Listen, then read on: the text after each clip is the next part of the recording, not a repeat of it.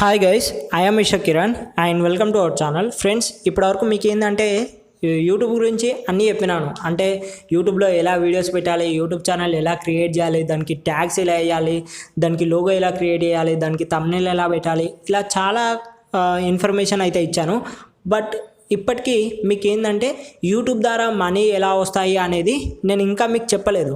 So guys, ఈరోజు ఈ వీడియోలో నేను మీకు యూట్యూబ్ ద్వారా అసలు మనీ ఎలా వస్తాయి అనేది నేను మీకు చెప్తాను. అలాగే మనం యూట్యూబ్ ద్వారా మనీ సంపాదించాలి అంటే మన ఛానల్కి ఉండాల్సిన ఎలిజిబిలిటీ క్రైటీరియా ఏంది అనేది ఈరోజు ఈ వీడియోలో నేను మీకు చెప్తాను. సో ఈ వీడియో చాలా ఇంట్రెస్టింగ్గా అండ్ యూస్ఫుల్గా ఉంటుంది కాబట్టి వీడియోని పూర్తిగా చూడండి. మీకు ఏమైనా డౌట్స్ ఉంటే కామెంట్లో అడగండి. మీరు అడిగే ప్రతి కామెంట్కి నేనైతే రిప్లై ఇస్తాను.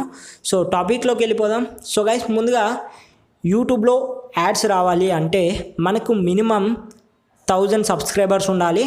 అలాగే మన వాచ్ టైం వచ్చేసి 4000 అవర్స్ ఉండాలి. సో ఈ రూల్ అనేది ఇప్పుడు కొత్తగా పెట్టారు, అంటే ఒక లాస్ట్ 1 ఇయర్ నుంచి అయితే ఈ రూల్ పెట్టారు కాబట్టి సో మీకు 1000 సబ్స్క్రైబర్స్ 4000 అవర్స్ వాచ్ టైం అనేది పక్కా ఉండాలి. అప్పుడు మాత్రమే మీరు మానిటైజేషన్ అప్లై చేయడానికి ఎలిజిబుల్ అవుతారు. సో ఈ మానిటైజేషన్ అనేది ఏంటంటే, ఇప్పుడు యూట్యూబ్ వాడికి నీదో ఛానల్ ఉంది, సో నీ ఛానల్ పైన యాడ్స్ వేయాలి అని ఒక అప్లికేషన్ పెట్టుకోవడం అన్నట్టు. సో మానిటైజేషన్ ఆన్ చేయమని వాడికి అప్లికేషన్ పెట్టుకోవాలి, అప్పుడు మాత్రమే పెట్టుకోవాలి. సో ఈ అప్లికేషన్ పెట్టుకోవాలంటే నీకు 1000 సబ్స్క్రైబర్స్ 4000 అవర్స్ వాచ్ టైం అయితే ఉండాలి. ఓకే, ఇప్పుడు మనకి 1000 సబ్స్క్రైబర్స్ వచ్చిర్రు, 4000 అవర్స్ వాచ్ టైం కూడా వచ్చింది అనుకోండి. సో ఇప్పుడు ఏం చేయాలి? సో 1000 సబ్స్కిన్ తర్వాత మన ఛానల్ని ఏంటంటే మనం మానిటైజేషన్కి అప్లై చేయాలి.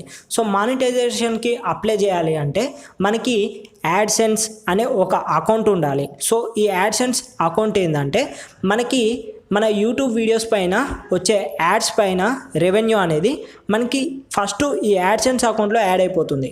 సో తర్వాత ఈ యాడ్సెన్స్ అకౌంట్ నుంచి మన బ్యాంకులోకి యాడ్ అవుతుంది అన్నట్టు. సో ఈ బ్యాంకులోకి మన పైసలు రావాలి కాబట్టి సో ముందుగా మనకి ఏంటంటే సో ఈ యాడ్సెన్స్ అకౌంట్ ఎలా క్రియేట్ చేయాలి అండ్ అలాగే మన ఛానల్కి మానిటైజేషన్ ఎలా ఆన్ చేయాలి అనేది నేను మీకు తర్వాత వీడియోస్లో చెప్తాను. సో మీకు ఇప్పుడే మీ ఛానల్ అనేది 1000 సబ్స్క్రైబర్స్ క్రాస్ అయిపోయింది, 4000 అవర్స్ వాచ్ టైం ఉంది అంటే యూట్యూబ్లో మన ఛానల్ వీడియోసే కాకుండా వేరే వాళ్ళు కూడా ఆల్రెడీ అప్లోడ్ చేసి ఉంటారు. సో ఆ వీడియోస్ని చూడండి.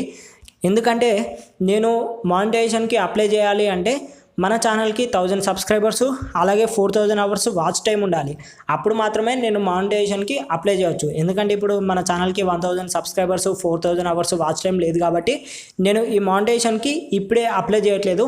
అందుకనే మానిటైజేషన్కి సంబంధించిన వీడియో అనేది నేను ఇప్పుడే చేయట్లేదు. సో ఈ వీడియో చేయడానికి కొంచెం టైం అయితే పడుతుంది. ఒకవేళ ఇంతకుముందు నేను చెప్పినట్టు మీకు కనుక ఒకవేళ 1000 సబ్స్క్రైబర్స్ 4000 అవర్స్ వాచ్ టైం వచ్చి ఉంటే వేరే వాళ్ళ వీడియోస్ చూసి మీరు అప్లై అయితే చేసుకోండి.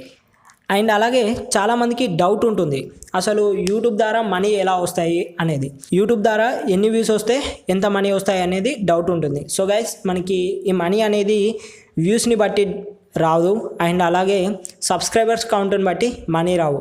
మరి ఎలా వస్తాయి? ఇప్పుడు మీరు ఏదైనా ఒక వీడియో చూసినట్టయితే యూట్యూబ్లో దానికి ఒక యాడ్ వస్తుంది ఆ వీడియో పైన.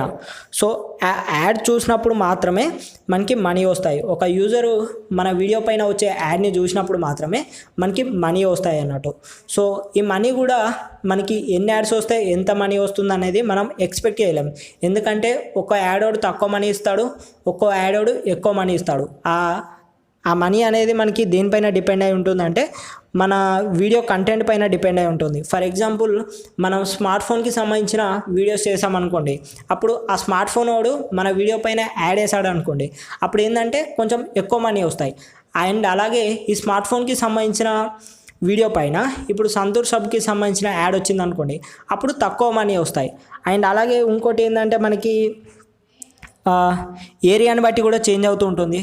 ఇప్పుడు ఇండియాతో కంపేర్ చేసుకుంటే మనకి యూఎస్లో యూజర్స్ అనేది ఎక్కువ ఉన్నారనుకోండి, సో యూఎస్లో మనకి ఎక్కువ మనీ వస్తుంది. సో ఇప్పుడు ఇండియాలో ఒక 3000 వ్యూస్కి $1 వచ్చింది అనుకోండి, యూఎస్లో ఏంటంటే ఒక 1000 వ్యూస్కి మనకి $1 అనేది వస్తుంది. సో ఇది ఏంటంటే రీజియన్ని బట్టి కూడా మనకి చేంజ్ అవుతూ ఉంటుంది.